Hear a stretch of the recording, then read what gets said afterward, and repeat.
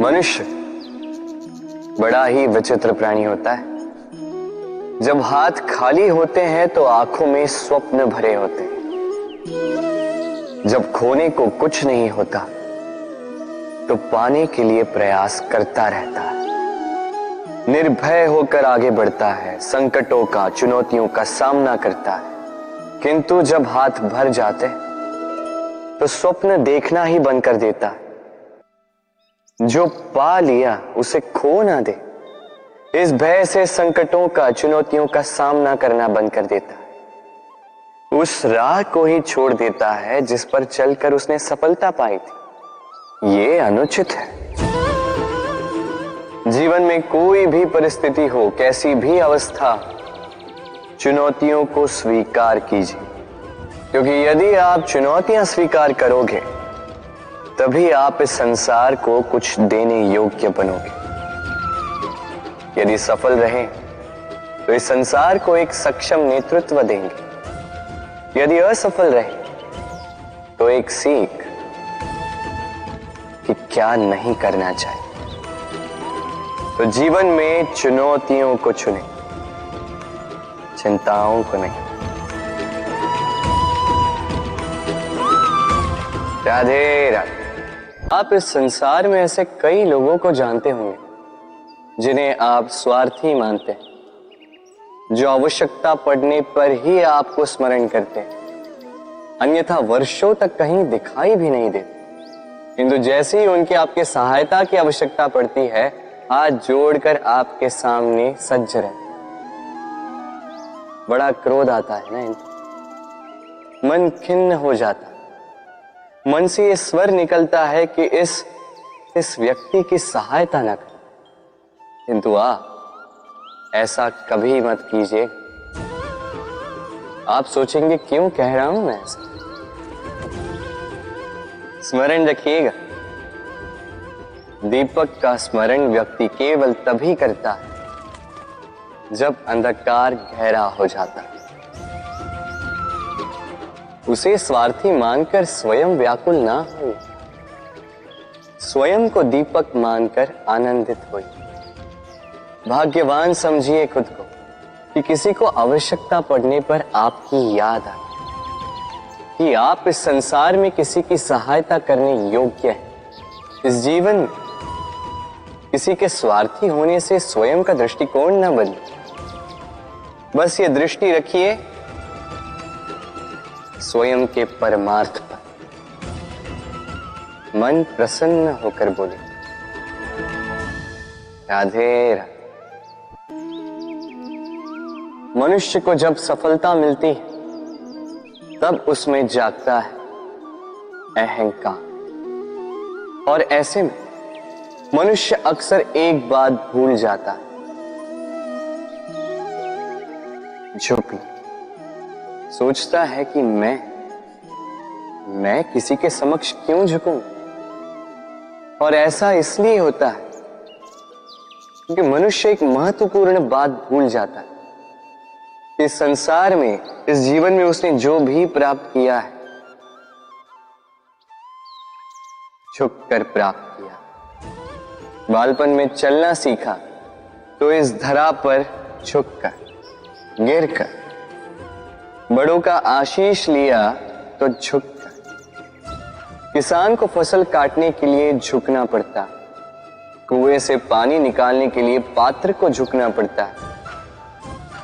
भगवान से आशीर्वाद प्राप्त करने के लिए उनके समक्ष झुकना पड़ता है। आंधियों में वृक्ष सुरक्षित कैसे रहते? झुककर।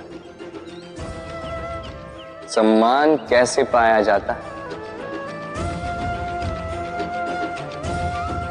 झुककर। किसी के समक्ष झुकने का अर्थ स्वयं का आत्मसम्मान खो देना नहीं होता।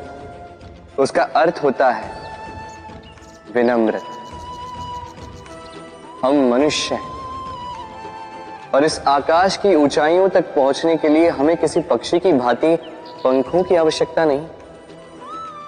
बस जितना झुकेंगे उतना ही ऊपर उठेंगे। राधे राधे।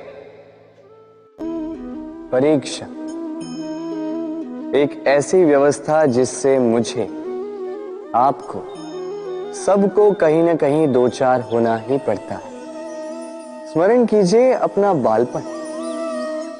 आप परीक्षा देने बैठे हैं। अब कुछ बालक ऐसे होते हैं जो वर्ष भर परिश्रम करते हैं, पढ़ते हैं, मन से परीक्षा देते हैं। कुछ बालक ऐसे होते हैं जो अपने आसपास बैठे बालकों की नकल करते हैं और परीक्षा में उत्तीर्ण भी हो जाते हैं।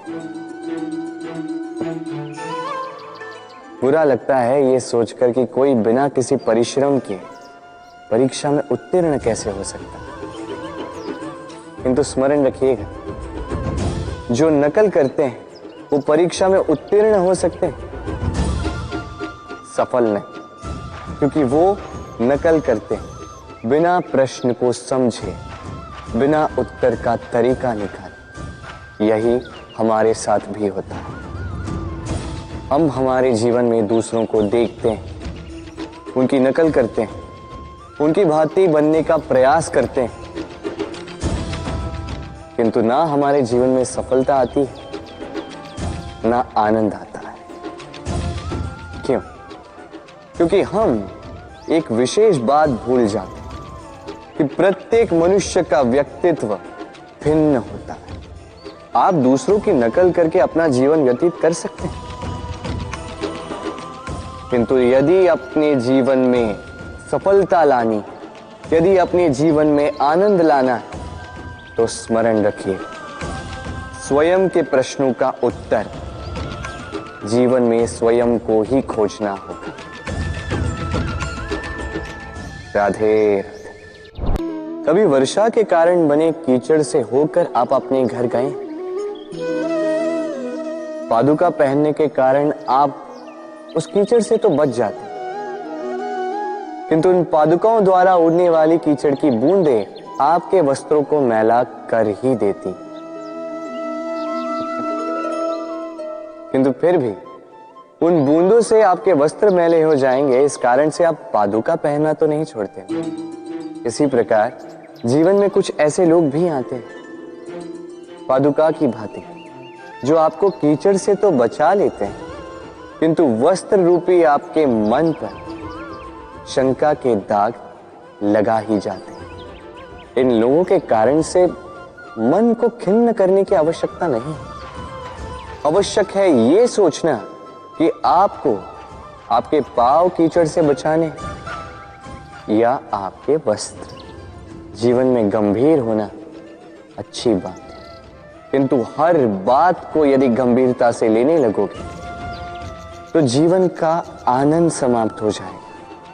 ये संसार अनित्य है। यहां पे ऐसा कुछ भी नहीं जो सदा के लिए जीवित रहेगा। तो जब तक ये जीवन है, संतोष और आनंद से जी।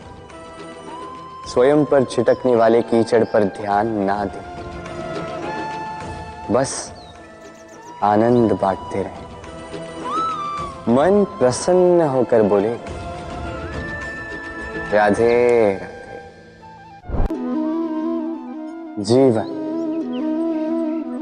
क्या है ये जीवन? हम जन्म लेते हैं, बड़े होते हैं, हमारे माँ बाप हमें पालते हैं, फिर उनके धन से हमारा बालपन बीतता है, फिर हम बड़े होते हैं, हम विवाह कर लेते हैं, हमारी संतानें होती हैं, हम उनको पालते हैं, फिर हम वृद्ध हो जाते हैं और एक दिन इस संसार से चले जाते हैं। क्या यही जीवन है? आता होगा ये प्रश्न मन में कई बार, है ना? अब तनिक जल की यात्रा देखिए। सागर से भाप बनकर उठता है, मेघ बनकर बरसता है, फिर नदी बनकर पुनः सागर में समावेश करता है। तो कभी ये प्रश्न नहीं करता कि उसका जीवन क्या है, उसका उद्देश्य क्या है। हर भाव जीता है और दूसरों के लिए जितना बन सके देता जाता। जब सागर में होता है तो असंख्य जल जीवों को जीवन देता है, जब सागर से भाप बनकर मेघ बनता है तो किसानों को आशा देता है कि फसल पुनः उपजेगी। जब वर्षा बनकर बरसता है तो इस सूखी प्यासी धरा को सींचता है, और जब नदी में होता है तो किनारों पर वनस्पतियों को जन्म देता है। तो सोचिए, क्या जल कभी ये सोचता होगा कि उसका जीवन क्या है, उसके जीवन का उद्देश्य क्या है? नहीं, वो बस अपना धर्म करता जाता है और जितना हो सके सबको आनंद देता जाता है। इसलिए जीवन में कभी ये प्रश्न मत कीजिएगा कि ये जीवन क्या है, इस जीवन का उद्देश्य क्या है। बस इस जीवन को जिए और जितना हो सके उतना सबको आनंद दे। मन प्रसन्न होकर बोलेगा, राधे राधे।